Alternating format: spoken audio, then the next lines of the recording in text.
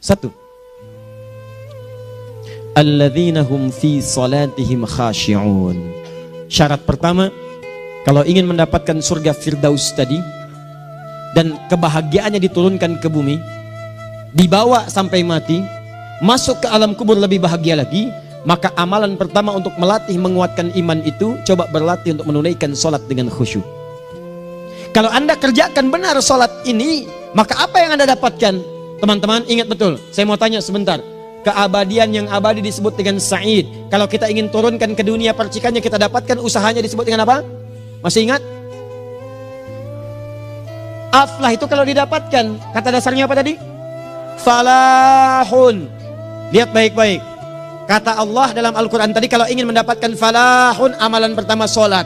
Makanya ketika dipanggil sholat, kalimat falah dilekatkan pada panggilan sholat. 5 kali diingatkan. Begitu muadzin kemudian azan memanggil Anda, hayya 'alas shalah. Anda bertanya, ya Allah kenapa kami mesti sholat? Dijawab, hayya 'alal falah. Yuk, pagi ayo. Yang sejati datang sini. Belum dapat sujud, belum dapat ruku, saya berikan. Makanya ketika orang sholatnya benar, dia akan mendapatkan 5 keutamaan. Saat di dunia nih, belum ke akhirat, 5 keutamaan yang tidak diberikan pada orang yang tidak sholat. Atau orang sholat tapi sholatnya nggak khusyuk. Sebab syarat mendapatkannya khusyuk. Alladzina hum fi sholatihim khasyi'un. Bukan alladzina hum fi sholatihim saja, tapi ada kalimat khasyi'un. Artinya yang tidak khusyuk saja nggak akan dapat, apalagi yang nggak sholat. Apa yang 5 ini? Lihat baik-baik. 1, orang yang sholatnya benar, pertama kali sebelum mendapatkan kebahagiaan hakiki dari Allah Subhanahu wa Ta'ala, akan dirubah dulu perilaku hidupnya menjadi perilaku yang lebih baik. Kalau orang itu sholatnya benar, maka sholat itu akan melatih dia untuk berubah, bertransformasi jadi orang baik. Itu ada di Quran surah ke-29 ayat ke-45. Innas sholata tanha 'anil fahsya'i wal munkar. Sumber keburukan cuma 2, kalau bukan fahsya itu munkar. Maaf, pornografi, porno aksi, LGBT, kata-kata jorok, kotor itu fahsya. Di orang sholat kata Allah, mustahil berkata-kata kotor. Orang sholat tidak akan pernah mencela. Orang sholat tidak punya kata-kata jorok. Jadi kalau ada sekarang orang yang sholat senang mencela orang lain, itu berarti ada masalah dalam sholatnya. Dan dia belum dijamin sebagai ahli surga terbaik. Dan hidupnya nggak bahagia. Nggak bahagia. Aneh nih. Sholat tapi senang celah orang. Aneh. Aneh. Yang paling bahaya adalah menikmati celahannya. Itu yang paling aneh. Anda ngaji. Anda ikut taklim. Taklimnya sesuai Quran. Taklimnya petunjuk sunnah. Anda sholat, Anda puasa. Tapi Anda masih senang mencela orang lain. Dan menikmati celahan itu. Kalau nggak mencela, kayaknya nggak komplit kehidupan. Maka ada yang salah dengan ibadah Anda. Ada yang keliru. Karena mustahil taat bertemu dengan maksiat. Itu mustahil. Mungkar, keburukan yang diingkari oleh hati. Sumbernya nafsu perut dengan akal. Bohong, mencuri, menipu, membunuh, merampok, membegal, mabuk dan sebagainya. Itu namanya mungkar. Orang sholat gak mungkin mengerjakan mungkar. Jadi kalau sholat kita benar, cukuplah Anda sholat, maka Anda akan jadi orang baik. Makanya kata Nabi, Anda punya anak dari kecil ajarin sholat. Sholat, kalau naik jadi balik, kerjakan terus. Kasih pelajaran membuat dia mengerti. Kalau masih susah, berikan pelajaran. Ini sering diterjemahkan dengan memukul. Mukul di Arab beda dengan konteks mukul sekarang. Mukul di Arab tuh ngasih pelajaran supaya ngerti. Anda bisa terjemahkan dengan konteks lain. Uang jajannya tahan, yang kesukaannya simpan dulu. Bisa dengan konteks kekinian. Tapi poinnya, kenapa anak Anda dari kecil ajarin sholat, sampai kenalkan dengan masjid, ajari 3 tahun bawa ke masjid, kenalkan dengan masjid. Gak ada masalah lari-lari itu sebelum waktu sholat. Kenalkan dulu. Dulu orang-orang tuh begitu, sebelum waktunya dikenalkan, jalan, begitu lari, biarin dulu. Setelah itu diberi pengertian. Nah, ini bukan tempat berlari, yang berlari di sana nanti, yang di sini nanti akan ada orang-orang baik semuanya. Terus Anda lihat berbaris, baris rapi. Kalau pengen baik, ikutan baris nanti. Terus nanti ada yang mimpin di depan, namanya imam. Imam itu siapa ya? Tetangga kita bukan yang Pak Imam, bukan. Bukan. Kalau tetangga kita namanya Imam S. Arifin. Kalau yang ini imam sholat namanya. Imam sholat itu nanti akan pimpin menyembah Allah. Allah siapa ya? Allah itulah yang memberikan ayah rizki. Allah itu yang memberikan ayah rizki sehingga bisa beli tobot buat kakak. Beli robokar poli. Ini yang poli, ini yang embers, ini yang heli. Ini dulu kakak semuanya tuh. Yang kasih Allah. Nanti kalau kakak bagus bisa ikut rapi di sini. Allah akan senang, akan ditambah lagi oleh Allah. Oh begitu ya. Datang, begitu caranya. Ini bukannya waktu sholat belum dikenalin tadi bawanya main-main di masjid. Bahkan ada yang agak repot lagi, di rumahnya susah diatur, dibilang, kamu ini susah diatur, main sana ke masjid, disuruh main, ya main di masjid. Yang salah bukan anaknya, orang tuanya. Apa rahasianya anak itu disuruh ke masjid, suruh sholat? Rahasianya, begitu anak itu sholat dengan baik, maka dia akan tumbuh jadi anak baik di kemudian hari. Itu maksudnya. Nah, sekarang saya agak bingung ini, pendidikan TK sekarang salah sih? Enggak, cuma saya agak bingung mikirnya. Ini anak belum diajarin sholat, udah diajarin manasik. Itu bagaimana cara berpikirnya Ferguson? Agak repot saya mikirnya tuh. Ya, walaupun salah sih enggak, cuma saya bingung gitu. Kenapa nggak dikerjakan tahap yang pertama dulu? Tangga itu kan berurutan, nggak bisa Anda lompat langsung ke 5. Kan 1, 2 belum terlewati. Jelas ya? Ah, ini gambarannya. Sholat nih. 1 pasti baik. Jadi kalau sekarang sholat, lisan belum baik, mata belum baik sampai ke kaki, berarti ada yang salah sholatnya tuh. Ada yang nggak tepat. Tangan sembarangan, snack orang ngambil. Awas. Tuh sendal orang, mau wudhu nggak ada sendal, pakai sendal orang. Udah bilang belum? Kehujanan pakai payung orang. Udah bilang belum? Ya kan gampang Ustaz. Ini kan juga mungkin diikhlaskan karena Allah. Ya ikhlas, cuman pakainya belum minjam. Bagaimana kalau sedang pegang payung itu keluar, Anda meninggal? Nah, coba mikirin ke situ. Coba ke kantor. Kalau didorong proyek yang nggak jelas, minta tanda tangan, pikir lu bagaimana kalau meninggal. Kemarin saya sama teman-teman artis saya katakan begini, Anda ya, kalau Anda mengaji dengan saya, jangan pernah menerima peran maksiat. Walaupun itu sekedar adegan, tapi itu maksiat. Kalau bayangkan ketika Anda memerankan itu, Anda diwafatkan oleh Allah Subhanahu Wa Taala. Maka demi Allah saya katakan tidak ada faedahnya Anda ngaji sekarang, ngaji besok. Ketika Anda menerima peran itu, Anda wafat dalam keadaan bermaksiat di hadapan Allah Subhanahu Wa Taala. Maka saya pun katakan pada Anda, ayo belajar yang betul, pahami, bangun sholat, belajar, dalami seperti orang tua kita dulu. Tinggalkan nyontek, budaya yang nggak jelas. Rasakan ketika nyontek Anda wafat, apa yang Anda dapatkan? Di Libya itu kalau nyontek, di Libya ya, saya pernah sekolah di Libya nih, itu kalau nyontek dibiarin aja dulu. Dan rekornya 100% ketahuan. Begitu sudah selesai, cuma jeda 2 jam, langsung ada panggilan. Si Fulan silahkan datang ke kantor. Apa yang disediakan di kantor sudah siap.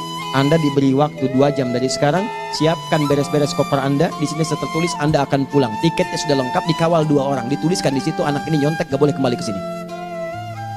Libya. Gak ada, zero tolerance bagi yang seperti itu, keluar. Kami gak terima di sini. Harusnya begitu. Gak ada faedahnya. Yang kita butuhkan amalan dari ilmu, bukan nilai-nilai itu sementara. Gak ada. Sudah. Nah ini akhirnya begini kualitasnya nih. Tertulis di ijazahnya bagus, cum laude, IPK-nya 4, tapi gak ada aplikasinya.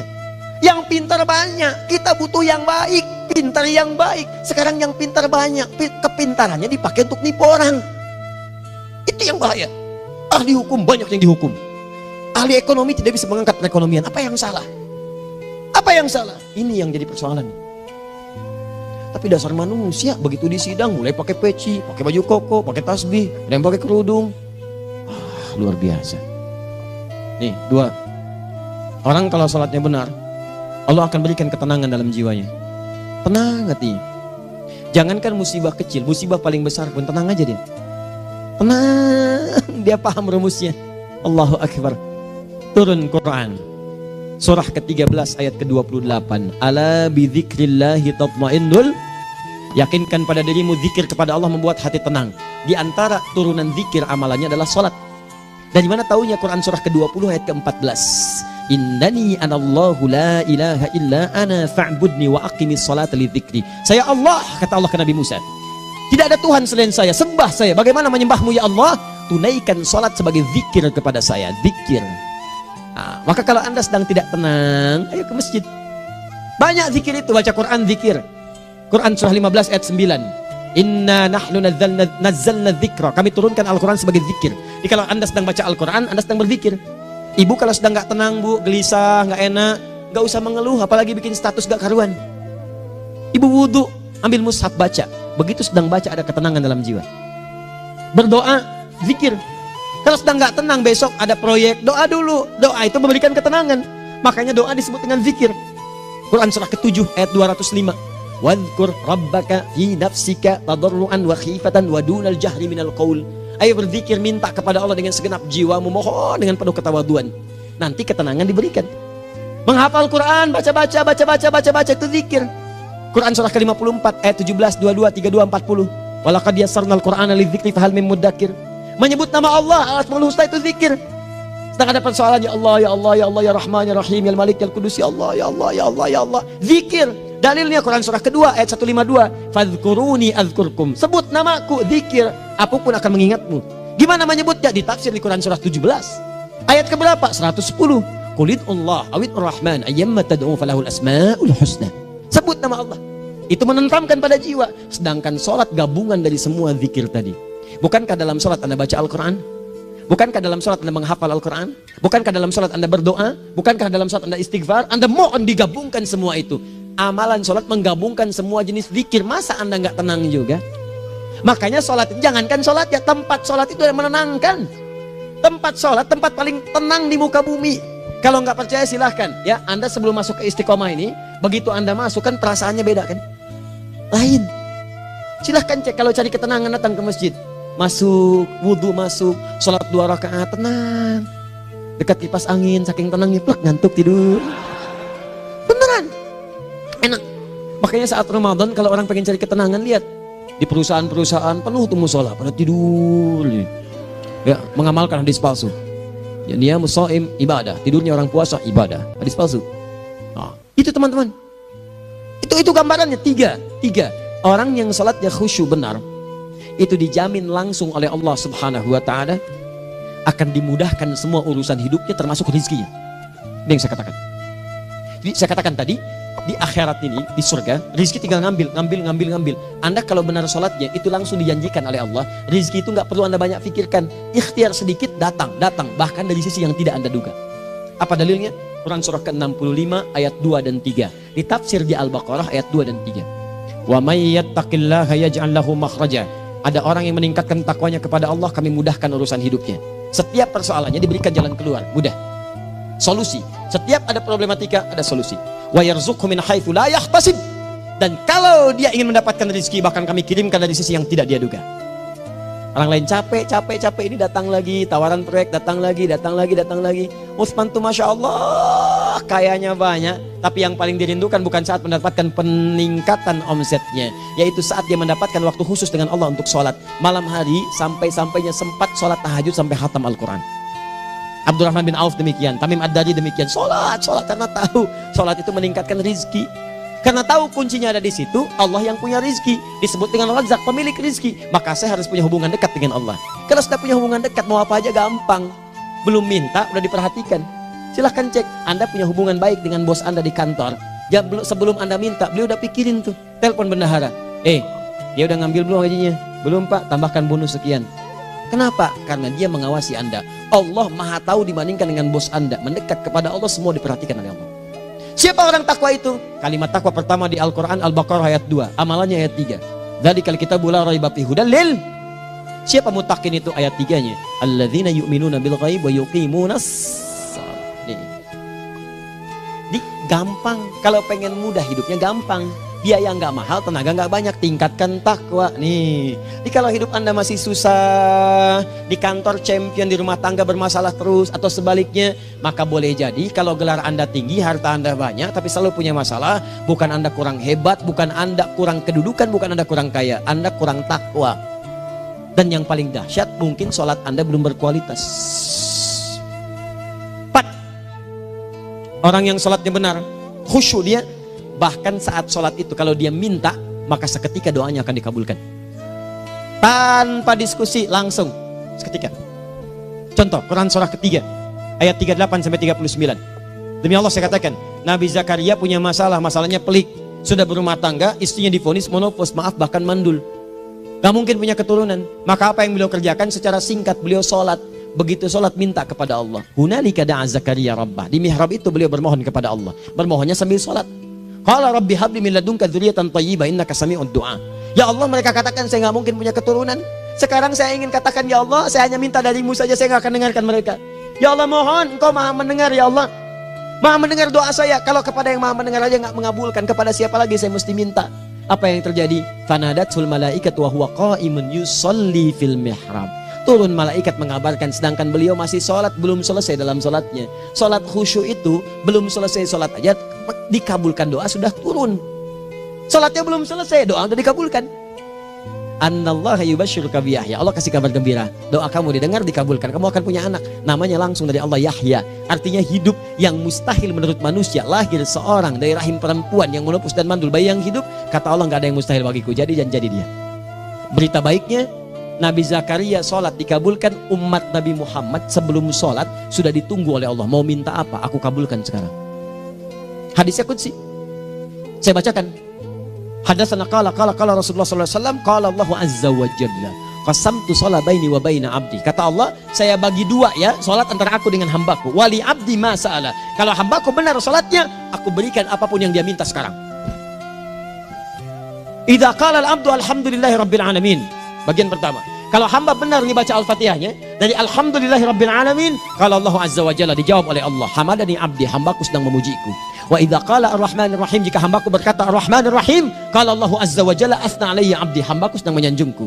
Wa idza qala maliki yaumiddin, qala Allah azza wa jalla majjadani abdi, kalau hambaku mengatakan maliki yaumiddin, kata Allah hambaku sedang mengagungkanku. Perhatikan sekarang.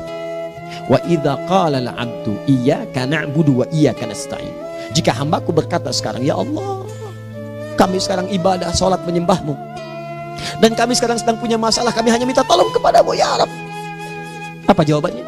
Beda dengan sebelumnya. Kata Allah, hadza baini wa baina abdi, inilah perjanjian antara aku dengan hambaku. Wali abdi, kalau hambaku benar khusyuk sholatnya sampai detik ini, baru sampai Al-Fatihah itu pun belum tuntas, baru sampai Al-Fatihah itu pun belum tuntas. Kalau benar bacaannya betul, sholatnya dari takbir sampai dengan selesainya, sampai ayat itu, iyyaka na'budu wa iyyaka nasta'in, kata Allah, masalah apapun yang dia minta sekarang, aku akan kabulkan. Besok saya kasih rahasia yang di KBP. Ada awal pembuka di awal sebelum Al-Fatihah yang kalau Anda benar bacanya, itu pengantar kepada pengabulan doa di Al-Fatihah. Apa itu? Besok. 5. Yang kelima ini yang paling diharapkan, dan ini penutup dalam kajian kita malam ini. Teman-teman sekalian, perhatikan baik-baik. Jika Anda benar mengerjakannya, maka Allah akan jamin langsung Anda akan mendapatkan kesuksesan dan kebahagiaan di semua aktivitas Anda. Kalau jadi suami, suami yang sukses, rumah tangga yang bahagia. Kalau jadi pegawai, pegawai yang sukses, dan di kantor bahagia. Masih ingat? Kesuksesan yang menghadirkan kebahagiaan, konteksnya dunia disebut dengan falah, dipegang disebut dengan aflah. Dikembalikan lagi ke atas, ke surah ke-23 ayat 1 dan 2. Qad aflahal mu'minun. Apa amalannya?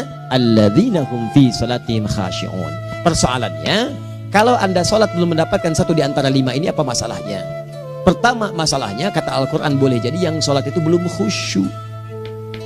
Apa itu khusyuk? 2 maknanya, dan saya tutup di sini. Apa yang 2 itu? 1, kebanyakan orang sholat masih membawa dunia dalam sholatnya. Makanya kalau pengen khusyuk, kata Allah, maka Anda rasakan akan bertemu Allah. Rumusnya Quran surah kedua ayat 45 sampai 46. Rasakan secara singkat, mungkin itu sholat terakhir yang Anda akan kerjakan dalam kehidupan. Mungkin di sholat itu Anda wafat. Kata Allah, alladzina yadhunnuna annahum mulaqu rabbihim. Orang khusyuk itu sudah kelihatan dari sebelum sholat, dia sudah merasa persiapan menghadap Allah. Persiapan ke manusia aja, dia sudah siap-siap, mandi dulu, ganti pakaian, pakai parfum, macam-macam dan sebagainya, hanya memenuhi undangan manusia. Allah mengundang Anda 5 kali dalam sehari. Ya maaf, mengabulkan doa Anda, mencukupkan kebutuhan, menyembuhkan kalau sakit, disiapkan Anda. Harusnya apa? Penampilan sempurna. Kata Quran, orang khusyuk itu kelihatan sebelum sholat, pakaiannya kelihatan. Quran surah 7 ayat 31, ya bani Adam khudhu zinatakum inda kulli masjid. Hai anak cucu Adam, kalau tiba panggilan dari masjid, kenakan pakaian terbaikmu. Di anak cucu Adam tuh kelihatan. Kalau orang khusyuk, begitu adzan kelihatan pakaiannya lain, pakaiannya indah. Khudhu zinatakum, kenakan pakaian terbaikmu. Dipakai, bertemu Allah, bertemu manusia aja pakaian bagus-bagus. Ini aneh ya, ada orang salah ibadah aja, orang salah ibadah pakaiannya bagus-bagus. Lihat nih hari-hari tertentu, besok tuh orang mau ke tempat masing-masing tuh, ada yang pakai jas, pakai dasi, pakai batik, pakai kebaya, anaknya dibawa, dikuncir 2, bawa manisan macam-macam. Mau salah ibadah aja tampilan bagus. Masa antum yang benar ibadahnya nggak bagus? Bedakan pakaian futsal, pakaian sholat ganti dengan yang sholat. Ini gimana pakaian sholat pakai pakaian futsal? Depannya gambar Messi, belakang Ronaldo. Ah, repot. Malaikatnya juga bilang, kamu salah baju, harusnya Luka Modric.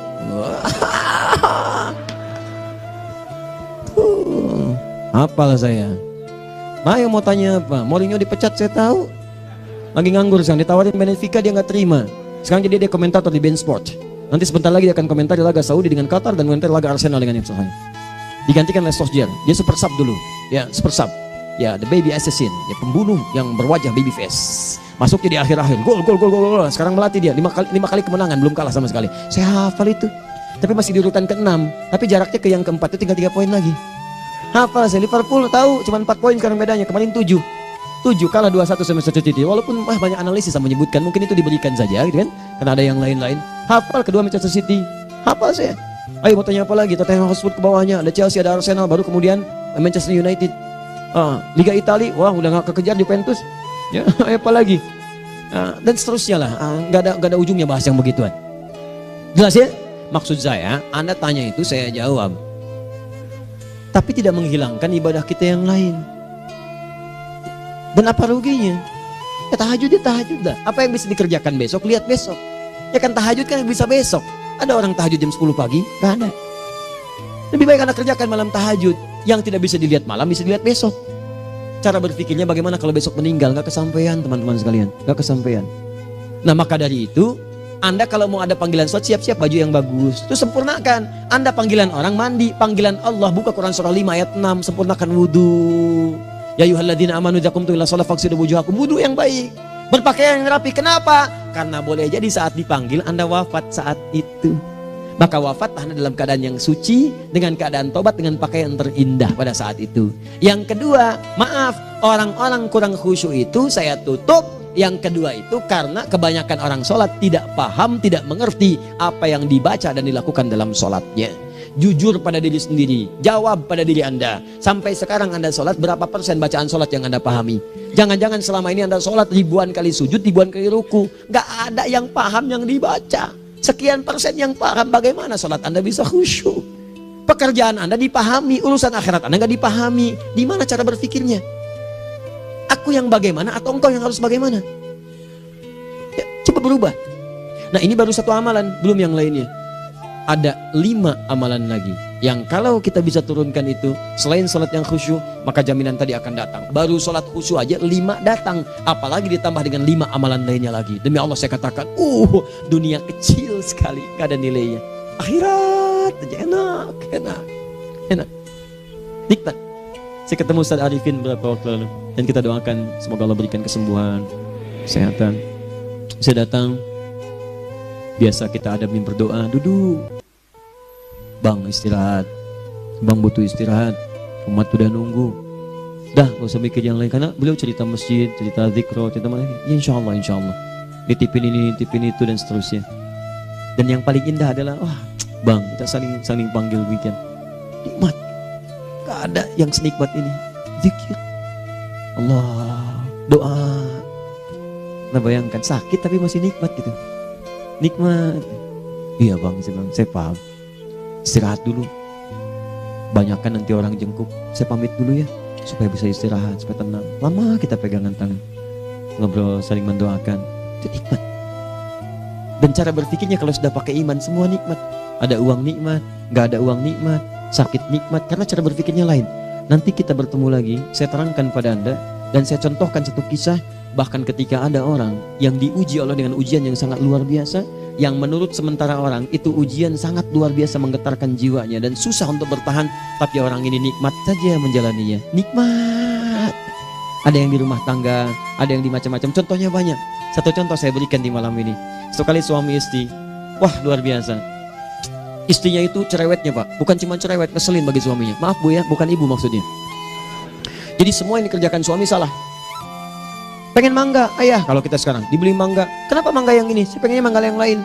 Belikan mangga. Kenapa beli mangga aja? Jeruknya mana? Jeruk. Semua. Pokoknya semua yang kerjakan suami salah. Tapi suami tidak pernah mengeluh. Ini kerjakan, itu kerjakan. Satu kali, perhatikan cara memandangnya. Ketika iman sudah masuk ke dalam jiwa. Kata temannya, akhi, istri kamu ini begini nyusahin kamu. Kenapa kamu gak cari yang lain? Kan gampang ada syariat. Udah pisahin aja cari yang lain. Kamu tenang ibadah. Apa jawabannya? Hey, Allah sudah turunkan surga ke saya lewat dia. Kenapa kamu meminta saya untuk menjauhinya dan meninggalkan surga saya? Di cara melihat dia, bukankah ketika ada berbagai keluhan saya sabar? Bukankah sabar mendekatkan saya ke surga? Allah kirimkan tipikal istri seperti ini supaya mendekatkan saya ke surga. Dengan itu kan saya banyak pahala. Saya sabar, pahala banyak. Sudah Allah berikan pahala kepada saya. Kamu malah nyuruh saya untuk berpisah dengan pahala itu.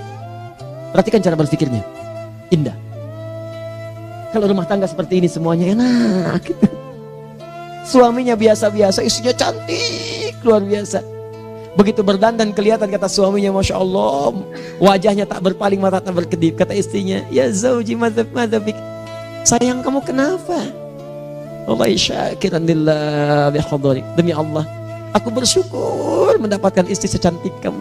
Kata istrinya, nahnu fil jannah zauji, kita berdua di surga. Kata suaminya, kok bisa begitu jawabanmu? Iya, kamu bersyukur dengan keadaanku, aku bersabar dengan keadaanmu. Catat. Bukankah orang syukur dan sabar di surga? Tuh lihat, canda-canda orang-orang soleh itu begitu. Nikmat ketawa walaupun nyelekit di hati. Cuman bawaannya enak gitu. Nah, nanti itu ada tuh, nanti saya turunin tuh. Yang di rumah tangga, yang ini, yang itu nanti. Kapan? Pertemuan berikutnya. Jadi kita cukupkan dulu di malam ini apa yang kita pelajari supaya nanti nggak terlampau banyak kita dapat materi, cuma sayang sedikit mengamalkan. Saya sudah tuangkan di sini, banyak saya tuliskan termasuk di keluarga, di macam-macam. Ini saya tulis tapi silahkan Anda baca, kalau ada manfaat silahkan dapatkan, kalau ada yang kurang silahkan sampaikan untuk dikoreksi. Semoga Allah muliakan kita semua insya Allah. Sekali lagi, perbaiki hidup, jangan banyak mainnya, dan sudah jangan banyak membuang dengan yang sia-sia apapun yang dihadapi. Sekali lagi, tolong jaga kondusivitas, bantu negara kita, ketertiban, keamanan. Kalau saya menyampaikan sesuatu ada singgungan dengan yang kekinian, itu maksudnya koreksi masukan-masukan supaya diperbaiki. Tapi tetap dalam urusan pemilihan kita punya pilihan masing-masing yang tidak boleh dipaksakan. Jelas ya? Baik, jadi ya saya sampaikan sekali lagi. Pertama, pilih mana? Anda dipaksa harus ikut, atau yang kedua, kita bebas memilih sesuai dah.